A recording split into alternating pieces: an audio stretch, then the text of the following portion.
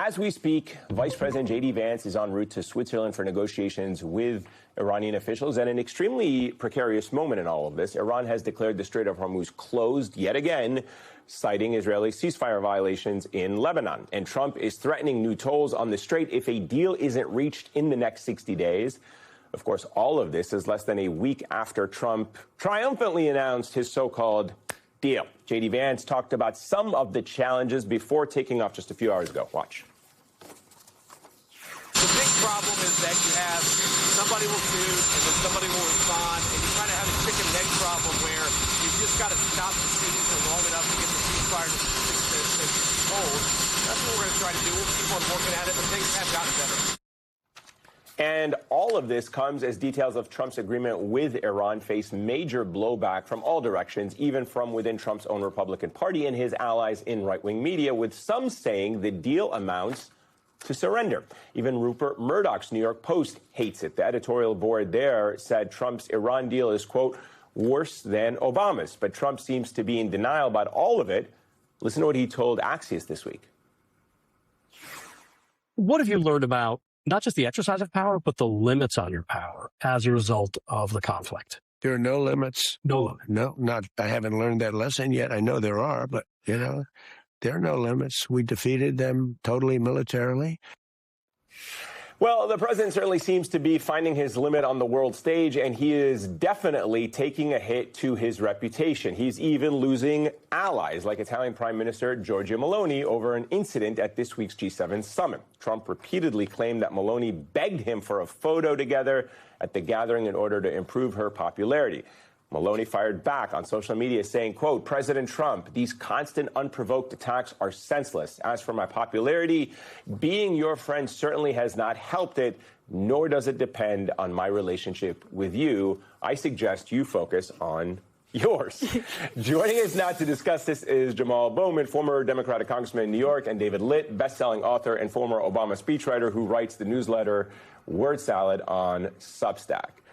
It's got to be pretty bad when the Italian prime minister is going on social media, distancing herself from what you are saying. But that is kind of like, that's kind of like the funny part of this. But the serious part of this is we are losing more and more allies. And perhaps the one ally that we had left in the situation with Iran is now in kind of a full-blown crisis mode between the Israeli government and the American government. But what do you make of just the kind of delusional world Donald Trump is living in the moment? Yeah, I mean, in terms of that last piece there, remember, I'm a middle school principal by training. So when I see interaction, engagement like that, I think of my students, and Trump is always, unfortunately, at the forefront of that. I think this Iran deal, first of all, every other week it feels like we have a deal or a ceasefire, and then it goes the other way in just like 48 or 72 hours. So it's a schizophrenic situation, and it's been like whiplash dealing with this Trump administration the second time around. I read through the deal. One of the things that was missing for me is Lebanon, just in terms of 1.2 million people displaced. Where are they going to go? What's the plan for the people that have been displaced by Lebanon? And in terms of some of the backlash, Israel, Rupert Murdoch, Republicans, they're upset that Trump didn't go far enough and doesn't continue to bombard. Yeah, they didn't go for full Iran. regime change. Yeah. Exactly, right? And so there's a reason why previous presidents didn't want to go into war with Iran and didn't do Israel's bidding. We don't work for Israel. Okay, if Israel wants to go with Iran, let Israel have that fight on its own. The United States should not be having that fight. We should not be spending $1 billion of taxpayer money a day to go into Iran. We should never went into Iran in the first place. Let's figure something out in terms of a deal. Oh, by the way, we already had a deal under Barack Obama, and Trump pulled out of that. So this is about him exercising power in whatever way he thinks he needs to exercise it. And the American people have to foot the bill psychologically and in terms of financially.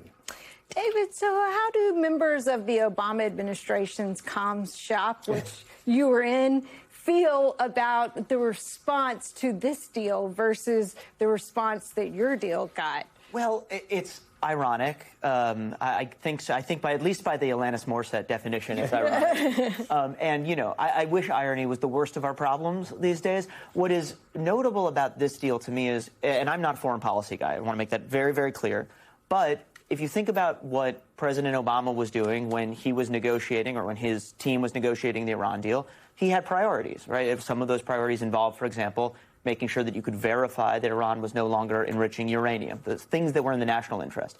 You get the sense that President Trump's biggest priority was having a document he could docu-sign at his birthday party. Auto pen? Yeah, well, I mean... Which happened to be Versailles. Right. Then the real signing was at Versailles. But remember, this was e-signed right before the UFC fight. They needed something for that. And so you get the sense that we're giving away real national priorities in exchange for President Trump's priorities.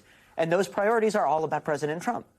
So, David, I know you're more of a domestic policy person, domestic politics person. We've been having a little bit of a discussion among us, among the hosts, about whether JD comes out better or worse from having been the face of this deal, surrender, whatever you want to call it. Because on the one hand, to me, it kind of seems like, well, Donald Trump realizes that all of the risk for this going sideways is on J.D. Vance. I feel like Elise had maybe thought that, like... Well, at least politically, he's staking his claim with the MAGA grassroots that always hated this war, as well as the overwhelming majority of the American public. So where do you come down, or do you see it differently than both of those? What I can't unsee is what was happening with his hair on the tarmac in the clip he played, and I just think worse is the answer based on that alone. That's my deeply insightful analysis that you brought me on television to talk about. I think that if you look at where J.D. Vance is right now, the biggest question is, does he look like someone who could be president? And in all of this, right? And he does not seem like somebody who can make it clear what he stands for. He does understand what the MAGA base stands for, but he can't thread that needle. It's tough for him to do. I'm not suggesting he has an easy job, but he hasn't been able to do it. If he were maybe an extraordinarily gifted communicator and speaker and thinker, he would be able to do it. What we're seeing is that he is not able to do it. And I think it is notable, right? He's been on book tour, which is also, I will say, like, as somebody who's worked in the White House and written a book, it is weird that he was doing both at the same time and is the vice president. But he's been on book tour, and he's been not getting the better of a lot of interviews, including going on The View, right? If you're a skilled political communicator, you should be able to handle an interview on The View. And I think what we're really seeing is J.D. Vance is exposing himself, and we're learning more about who he really is and what his talents or lack thereof really are. He comes out better. He comes out better. It's better for him, yes. Why? He's getting more earned media. He's the one in front of the camera. His name is in the headlines. He was just on The View. He's on a book tour. Trump is horrific. Trump does not look good here. He's incompetent. He's a fake straw man. J.D. Vance is out front. So in terms of his presidential aspirations, name, what is it called? Name recognition, right? People thinking about J.D. Vance as someone who may run for president and might be the Republican nominee, him, Rubio, whoever else, Stephen A. Smith, Tucker Carlson, right? J.D. Vance is going to be right there. So I think it's better. Obviously, it would be better if all of this went well, but nothing goes well with Donald Trump's administration. But that's on Trump, not J.D. Vance, because Trump tells us every time that he's the boss. Yeah, he's the one negotiating. Yeah. And speaking of that, his obsession with power is coming to light in this new book, right? I think that it's called Regime Change. It comes out this Tuesday. New York Times, Maggie Haberman, Jonathan Swan. They basically talk about how Trump proudly shows off a document arguing he is more powerful than Attila the Hun, Genghis Khan, Napoleon, Stalin, Mao, and Hitler. Yeah. Those are some interesting comps right there. You know, all that matters is name ID. Recognize who you are. All those people had very high name ID. But it speaks to the insight of Donald Trump, who's a man obsessed with name recognition in search of conquest and power, not by accomplishment, not by achievement of something good. These people combined have killed hundreds of millions of people, and he wants to be associated with them. That by itself is scary as hell. The other thing is, if you are so powerful, why don't you do something like end poverty in America? Why don't you do something like figure out how to access health care and make sure we bring health care to all people? Are we talking power for the sake of dominance and oppression, or can we talk about intelligence and visionary leadership, which is what this country and the world needs. Well, he promises those things, right? Okay, but what? But he just doesn't know how to deliver them. I mean, if I was the most powerful person in the world, I would try to end poverty in the world. I would want to make sure every child had a meal before they went to bed at night. Can Trump do that? No. If he's so powerful? Or does he just want to align himself with people who have committed genocide? He's literally, Hitler's on that list. He's aligning himself with people who have committed genocide.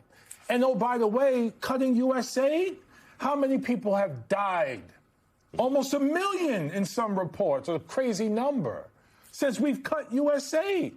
So he's about power for the sake of oppression and harming and even killing people. And on that note, I'm sorry. Paul Bowman, thanks so much for joining us. David will be back with us a little later. Oh, you get to stay.